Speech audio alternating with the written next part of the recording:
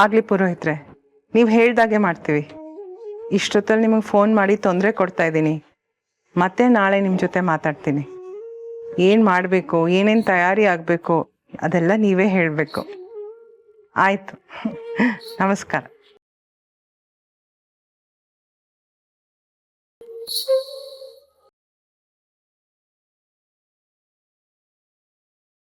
ಏನಂದ್ರು ಪುರೋಹಿತರು? ನಾಳಿದ್ದು ಒಳ್ಳೆ ಮುಹೂರ್ತ ಇದೆಯಂತೆ. ಅದು ಬಿಟ್ಟರೆ ಮುಂದಿನ ಶುಕ್ರವಾರ ಒಳ್ಳೆ ದಿನ ಅಂತೆ.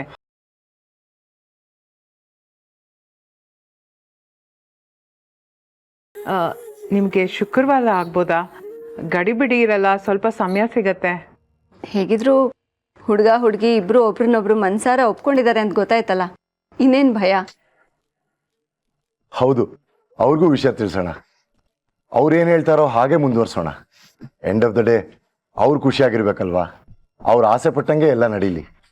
ಮುಂದೆ ಅವರಿಬ್ಬರೇ ತಾನೇ ಒಟ್ಟಿಗೆ ಇರಬೇಕು. ರೀ, ನಮ್ಮ ಪಾಪು ನೋಡಿ ಎಷ್ಟು ಖುಷಿಯಾಗಿ ನಗ್ತಾ ಬರ್ತಿದ್ದಾಳೆ.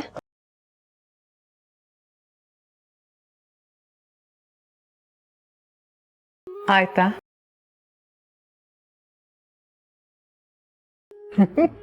ಮಾತಾಡಾಯ್ತಾ ಅಂದೆ.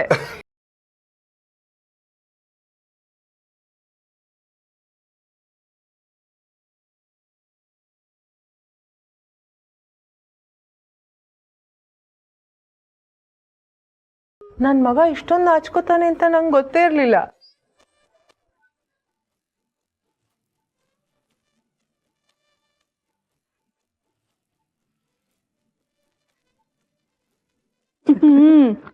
ನಮ್ಮ ಹುಡುಗಿನೂ ಅಷ್ಟೇ, ಹೇಗ್ ನಿಂತಿದ್ದಾಳೆ ನೋಡಿ.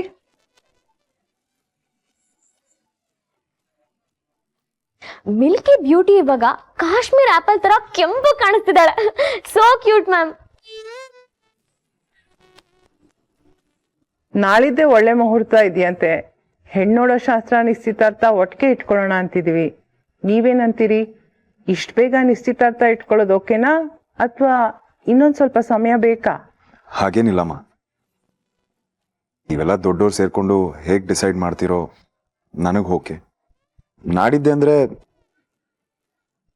ನಾಡಿದ್ದೆ ಓಕೆ. ಹಾ ಶ್ವೇತಾ, ನಿಂಗೆ?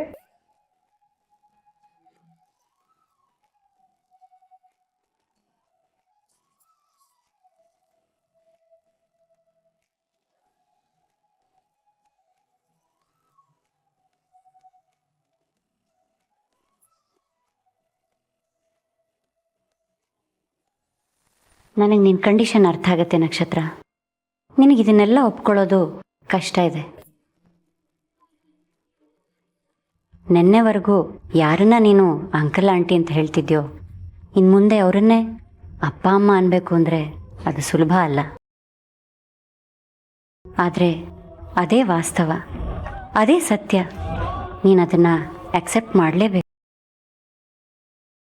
ಅಮ್ಮ ನಿಮಗೋಸ್ಕರ ಎಲ್ಲೆಲ್ಲೋ ಹುಡುಕಿರ್ಬೋದು, ಏನೆಲ್ಲ ಮಾಡಿರ್ಬೋದು ಅಂತ ನಿಮಗೆ ಐಡಿಯಾ ಕೂಡ ಇರಲಿಕ್ಕಿಲ್ಲ ನಕ್ಷತ್ರ. ಈಗ ನೀವೇ ನೋಡ್ತಾ ಇದ್ದೀರಲ್ಲ, ನಾಳೆ ಆಪರೇಷನ್ ಇಟ್ಕೊಂಡು ಈಗ ಇಷ್ಟೊತ್ತಲ್ಲಿ ಚಂದ್ರಶೇಖರ್ ಅವ್ರನ್ನ ಮೀಟ್ ಆಗೋಕೆ ಬಂದಿದ್ದಾರೆ. ಇದ್ರಲ್ಲಿ ನೀವೇ ಅರ್ಥ ಮಾಡ್ಕೊಳ್ಳಿ ನಿಮಗೋಸ್ಕರ ಎಷ್ಟೆಲ್ಲ ಕಷ್ಟಪಟ್ಟಿರ್ಬೋದು ಅಂತ. ನಕ್ಷತ್ರ, ನೀನು ಈಗಲೂ ನನ್ನನ್ನು ನಂಬ್ತಾ ಇಲ್ಲ ಅಂತ ನನಗೆ ಗೊತ್ತು. ನಾನೊಂದು ಕೇಳಲಾ? ನಿನ್ನ ಅಕ್ಕನ ಹೆಸರು ಸೃಷ್ಟಿ ತಾನೆ? ಅವಳಿಗೊಬ್ಬ ಚಿಕ್ಕ ಮಗ ಇದ್ದಾನೆ ತಾನೆ? ಅದು ನಿಮಗೆ ಗೊತ್ತು? ನಾನೊಂದ್ಸಲ ನಿನ್ನನ್ನು ಹುಡ್ಕೊಂಡು ಬನಶಂಕರಿಲಿರೋ ನಿಮ್ಮ ವಠಾರಕ್ಕೆ ಬಂದಿದ್ದೆ. ಅದೇ ಭೀಮಣ್ಣನ ವಠಾರ, ಸರಿ ತಾನೆ? ಅವತ್ತು ತುಕಾರಾಮ್ ಸಿಕ್ಕಿದ್ರು. ನಾನು ಅವ್ರ ಹತ್ರ ಮಾತಾಡಿದೆ. ಆದರೆ ನಾನು ಎಷ್ಟೇ ಕೇಳಿದ್ರು ಅವ್ರು ನಿನ್ನ ಬಗ್ಗೆ ಯಾವ ವಿಷಯನೂ ಹೇಳಲಿಲ್ಲ. ನನಗಿರೋದು ಒಬ್ಬಳೇ ಮಗಳು ಸೃಷ್ಟಿ ಅಂದರು. ಅಲ್ಲೇ ಎಲ್ಲ ಹಳಿ ತಪ್ಪಿದ್ದು. ಅವತ್ತವ್ರೇನಾದರೂ ನಿನ್ನ ಬಗ್ಗೆ ಹೇಳಿದ್ದಿದ್ರೆ ಕಥೆನೇ ಬದಲಾಗಿರೋದು. ಇಷ್ಟರಲ್ಲಾಗಲೇ ನೀನು ಈ ಮನೆಯಲ್ಲಿ ನಿನ್ನ ಜೀವನ ಶುರು ಮಾಡಿರ್ತಿದ್ದಿ.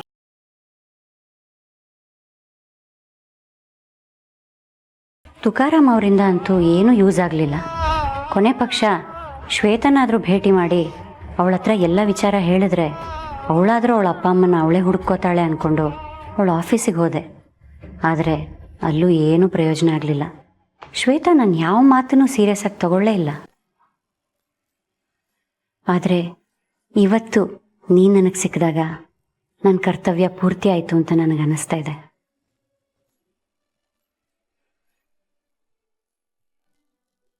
ತುಂಬಾ ಖುಷಿ ಆಯ್ತು ನೀವು ಸಿಕ್ಕಿದ್ದು. ಇಷ್ಟು ದಿವಸ ಬರೀ ಫೋನಲ್ಲೇ ಮಾತಾಗ್ತಿತ್ತು. ಫೈನಲಿ ಎಲ್ಲ ಕ್ಲಿಯರ್ ಆಯ್ತು. ನಂಗೂ ಆಕ್ಚುಲಿ ತುಂಬಾ ಸಮಾಧಾನ ಆಗ್ತಾ ಇದೆ. ಮಗ ಲೈಫಲ್ಲಿ ಸೆಟ್ಲ್ ಆಗ್ತಾ ಇದ್ದಾನೆ, ಮನೆಗೆ ಸೊಸೆ ಬರ್ತಾ ಇದ್ದಾಳೆ. ಈ ವಯಸ್ಸಲ್ಲಿ ಇನ್ನೇನ್ ಬೇಕು ಅಲ್ವಾ? ನಮಗೂ ಅಷ್ಟೇ. ನಮ್ಮ ಮಗಳು ಒಳ್ಳೆ ಮನೆ ಸೇರ್ತಿದ್ದಾಳೆ, ಚಿನ್ನದಂತ ಹುಡುಗನ ಕೈ ಹಿಡಿತಿದ್ದಾಳೆ ಅಂತ ಮನ್ಸಿಗೆ ನೆಮ್ಮದಿ ಅನ್ನಿಸ್ತಾ ಇದೆ.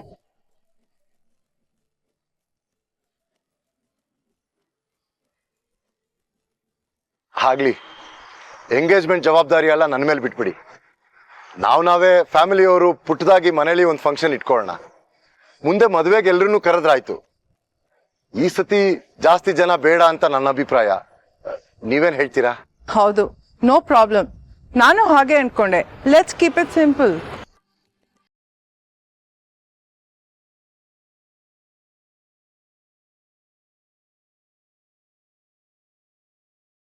ಸರಿ, ಹಾಗಾದ್ರೆ ನಾವಿನ್ ಬರ್ತೀವಿ.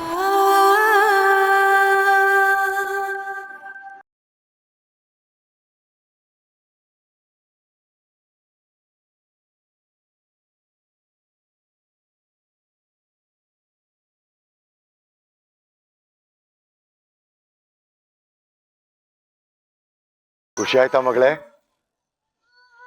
ಆರ್ ಯು ಹ್ಯಾಪಿ ನಾವ್? ಖುಷಿ ಇಲ್ಲದೆ ಮದ್ವೆಗೆ ಬಲವಂತಕ್ಕೆ ಒಪ್ಕೊಂಡು ಹೂ ಅನ್ನಕ್ಕೆ ನಾನೇನ್ ದಡ್ಡಿನ? ನನಗೇನ್ ಬೇಕು ಅಂತ ನನಗೆ ಗೊತ್ತಿಲ್ವಾ?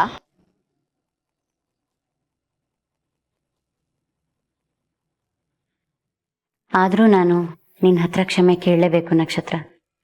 ನನ್ನಿಂದಾಗಿ ನಿನ್ನ ಜೀವನ ಏನೇನೋ ಆಗೋಯ್ತು. ಇಷ್ಟು ವರ್ಷ ಸತ್ಯ ಗೊತ್ತಿದ್ರೂ ಯಾರಿಗೂ ಏನೂ ಹೇಳೋಕ್ಕಾಗದಿರೋ ಪರಿಸ್ಥಿತಿಲಿದ್ದೆ. ಎಚ್ಚರ ಆದ್ಮೇಲೂ ನಿಮ್ಮನ್ನು ಹುಡುಕಿ ಸೋತ್ ಹೋದೆ.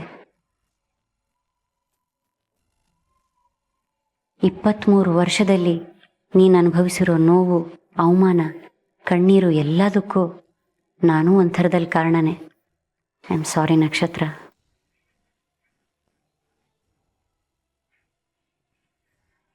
ಆದರೆ ಇನ್ನು ಹಾಗಾಗಲ್ಲ. ಇನ್ಮೇಲೆ ನೀನು ಈ ಮನೇಲಿ ತುಂಬ ನೆಮ್ಮದಿಯಾಗಿ ಬದುಕ್ತೀಯ.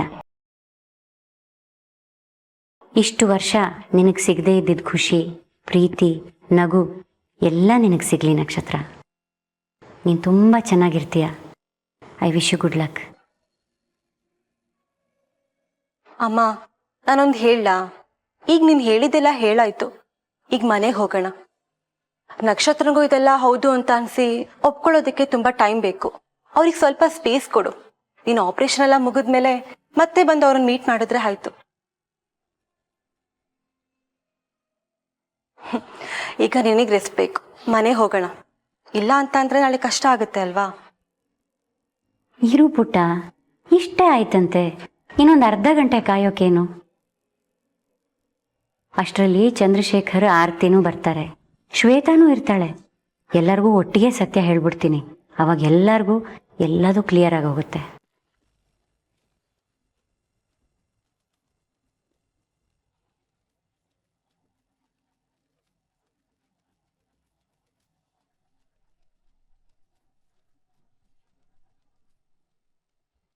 ಯಾಕೆ ಹಾಗಂತೀಯ?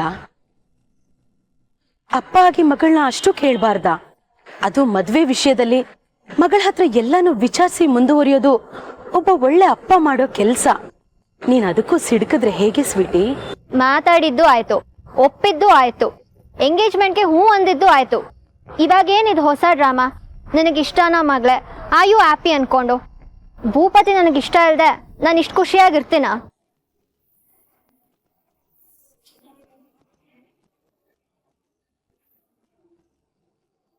ಲೀವ್. ಒಳ್ಳೆ ಮೂಡಲ್ಲಿದ್ದೀನಿ. ನಿಮ್ಮಿಬ್ರ ಹತ್ರ ಮಾತಾಡಿ ಅದನ್ನ ಸ್ಪಾಯ್ಲ್ ಮಾಡ್ಕೊಳಕ್ಕೆ ನನಗಿಷ್ಟ ಇಲ್ಲ. ನೀವಿಬ್ರು ನಿಮ್ಮ ಗಾಡಿನಲ್ಲಿ ಹೋಗಿ, ನಾನು ಬಾರ್ಗು ಜೊತೆನಲ್ಲಿ ಬರ್ತೀವಿ. ಲೀವ್.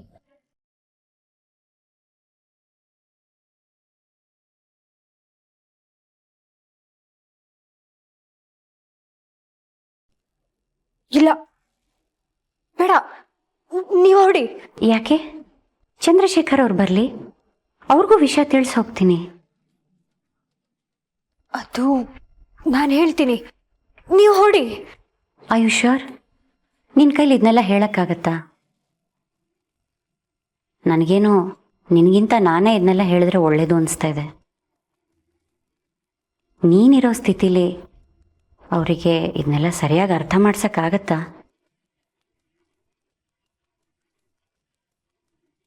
ಕೊನೆಗೆ ಅರ್ಧಂಬರ್ಧ ವಿಷಯ ಹೇಳಿ ಮತ್ತೆ ಕನ್ಫ್ಯೂಷನ್ ಕ್ರಿಯೇಟ್ ಆಗಬಾರ್ದು ಅಲ್ವಾ?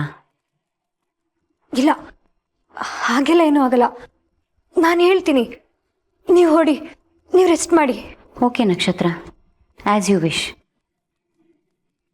ಆದರೆ ತಡ ಮಾಡಿದೆ, ಸಾಧ್ಯ ಆದರೆ ಇವತ್ತೇ ಎಲ್ಲ ವಿಷಯ ಹೇಳ್ಬಿಡು. ಇಷ್ಟು ವರ್ಷ ಕಾದಿದ್ದೇ ಸಾಕು, ಇನ್ನು ಈ ವಿಷಯ ಮುಂದಕ್ಕೆ ಹೋಗೋದು ಬೇಡ. ನಿನಗೆ ಹೇಗೆ ನಿನ್ನ ಅಪ್ಪ ಅಮ್ಮನ ಬಗ್ಗೆ ತಿಳ್ಕೊಳ್ಳೋ ಹಕ್ಕಿತ್ತೋ ಹಾಗೆ ನಿನ್ನನ್ನು ಹೆತ್ತವ್ರಿಗೂ ಅವ್ರ ಮಗು ಯಾವುದು ಅಂತ ತಿಳ್ಕೊಳ್ಳೋ ಹಕ್ಕಿರುತ್ತೆ ಅಲ್ವಾ? ಸೊ ಇವತ್ತೇ ಎಲ್ಲ ಹೇಳ್ಬಿಡು.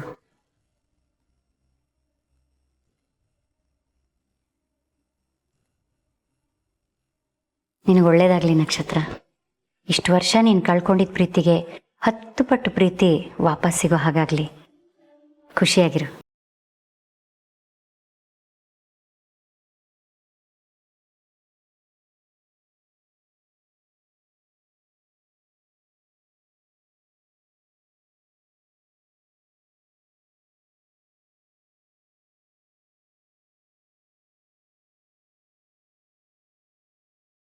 Hello, you back. ಹುಡುಗಿ ನೋಡ್ದಾ? ಓಕೆ ಅಲ್ಲ? ಅಮ್ಮ ಸೆಲೆಕ್ಟ್ ಮಾಡಿರೋ ಹುಡುಗಿ ಪೃಥ್ವಿ ಅಂದಮೇಲೆ ಎಲ್ಲ ಓಕೆ ಆಗಿರುತ್ತೆ. ಅನುಮಾನನಾ? ಅಮ್ಮ, ಮತ್ತೆ ಹುಡುಗಿ ಯಾರು? ಏನ್ ಮಾಡ್ತಿರೋದು? ಹುಡುಗಿ ಹೆಸರು ಶ್ವೇತಾ ಅಂತ. ಭೂಪತಿ ಹಾಗೆ ಅವಳು CEO.